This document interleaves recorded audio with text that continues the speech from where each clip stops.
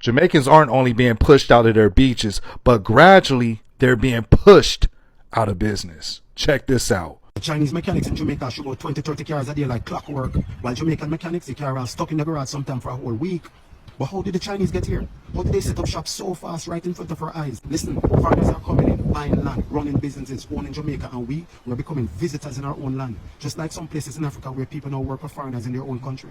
Sooner or later, the Chinese will control the parts distribution and shut us out. I already think it's too late for Jamaicans. And the reason why I say that, because back in 2015, Jamaica signed an agreement with China, allowing China to control one of their biggest and most important ports for 30 years. And that's the port of Kingston. So China dictates what goes into Jamaica and what goes out of Jamaica. So I'm pretty sure all these Chinese business owners already have a connection with distributors in China. So they have contact with the distributors when it comes to supplies and keeping their stores in stock. So as you gradually see Chinese businesses pop up, you see less Jamaican businesses. So Jamaicans are gradually becoming workers for foreigners. And who allows another country to control your ports, allow what comes in and outside of your country? Like I said, it's already a wrap, at least for 30 years. The growing presence of Chinese mechanics in Jamaica is alarming. It's impacting local Jamaican workers and businesses. Is it just healthy competition, or are there deeper economic and social implications? Guys, let's break it down and talk about what this shift means for the Jamaican workforce. Let me know your thoughts and comments in the comment section. Alright guys, today we are here to dive into this very important and sensitive topic, the increasing presence of Chinese mechanics in Jamaica and how it's affecting our local industry and Jamaican mechanics. Let's get into it. You know what I learned since lately? You see, since this Chinese mechanic open up in Jamaica, wherever in Jamaica I open up, I've learned that all the Jamaican mechanics that been operating all these years, fixing people car, try to make it safe for them to go on road, go drive up and down. I've learned that they all are criminals. See? But remember, this has just come to light since this big posh mechanic, Chinese mechanic place open up at Jamaica. See? A lot of people are run up on social media and they are expressing themselves and talking about all this nonsense where they say the Jamaican mechanic them been going on with for all these years. But nobody never have the strength and the confidence to come out and talk about that until this Chinese mechanic pop up in a Jamaica. But me I'll show you something, As Jamaican people, we are doing it again. We are putting our own people down. See? And we are painting almost everybody with the same brush because something new comes along. But you have to remember, mechanic is mechanic wherever you come from or whatever race you are. See? They're all out to make money and to make a life. See? And a lot of them sometimes will be unfair with no matter if I'm Chinese, Jamaican, wherever you come from. Nobody feels it.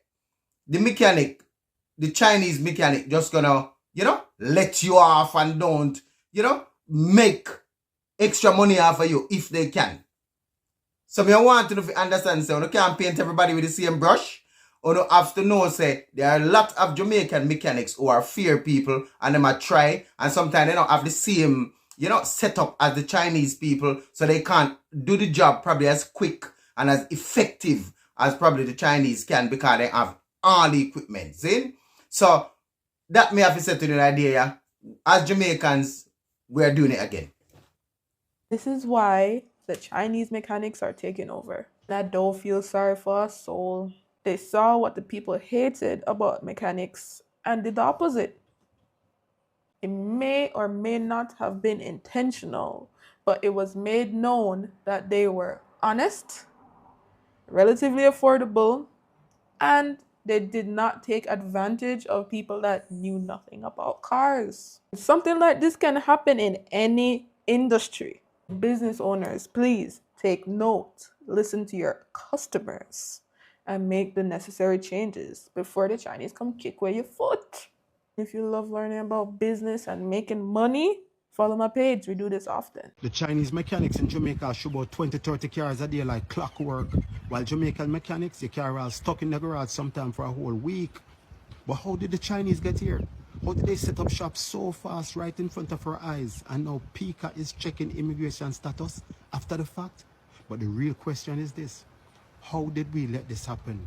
The truth is, they came here with a plan. They came with discipline while we still begging for a link and waiting for somebody to sort we out. And why are they so organized and we're not? While they conduct business, we are running around with our hustling mentality. Listen, foreigners are coming in, buying land, running businesses, owning Jamaica, and we're becoming visitors in our own land. Just like some places in Africa where people now work for foreigners in their own country. Sooner or later, the Chinese going to control the parts distribution and shut us out, because these people did not come here to try. They came here to win. Well, guys, you can see how these Chinese shops are very much well equipped. They are definitely bringing in high-level equipment and training, but at what cost to the local Jamaican mechanic? It really hurts to hear when the Jamaican mechanics speak about losing customers. These are people who have built a livelihood over decades and now they are struggling to stay afloat. It's not just about fixing cars, it's about survival.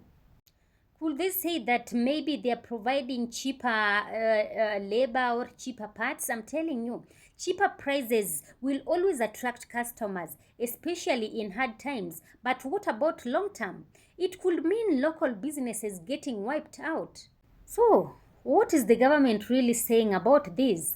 Are there policies to protect or empower local tradesmen? Because if we are not careful, we'll end up depending completely on foreign-owned operations. This situation is layered. Yes, the Chinese are investing, and yes, competition can be good, but not when it becomes displacement. Local talents, local businesses, and community empowerment have to be priorities. It's about creating space for everyone to grow, not pushing out those who built the foundation. Let me know what you think in the comments. Are Jamaicans being pushed out? Or is this just the evolution of business? Do you see a solution that can benefit both sides? Guys, let's talk about this. If you are new here, kindly subscribe to this channel. Hit the like button also to like this video. Today, we are here. We have reacted to this topic that has been stirring up a lot of conversation. Chinese mechanics reportedly pushing out China's Jamaican tradesmen. Is this just competition, or are local mechanics actually being displaced? Even if you look at the Chinese shops, yes, first of all, you look at the equipment. This is not the average roadside garage. These guys, they are coming in with serious investment and setup. Imagine a Jamaican man putting a lot and investing in business. It's just tough to hear. A Jamaican man clearly putting in years of work only to now be struggling to find customers. That's not just competition, it's displacement. So the lower prices from these Chinese mechanics, it's just a catch. When you offer the same service for less, of course people will switch, but it puts local workers at a major disadvantage. And you know, some of them are really praising Chinese work. Yeah, customers want efficiency, speed, maybe even air conditioning while they wait. But we also have to ask, what happens to the guy who trained with his uncle in the corner garage? Does he just fade out? So, in case the government is not stepping up to protect and empower local mechanics, then it's time to wake up one day and realize we handed over the entire industry. Guys, this is not just about mechanics. It's about ownership. It's about opportunity and control. Chinese business have a right to operate, but so do Jamaicans. And if one group is being systematically edged out due to financial or political advantages, then that's not healthy competition. That's a takeover. We are not saying don't come here. We are saying build in a way that uplifts, not replaces. Hire local, train youth. You can hire locals, you can train youth, collaborate instead of just taking market share.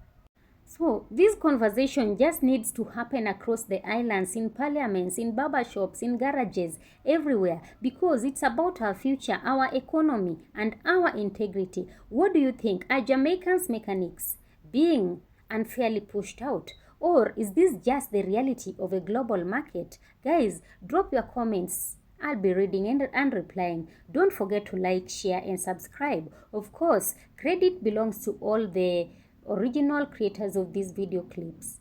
Thank you so much. This video is meant for education and entertainment purposes.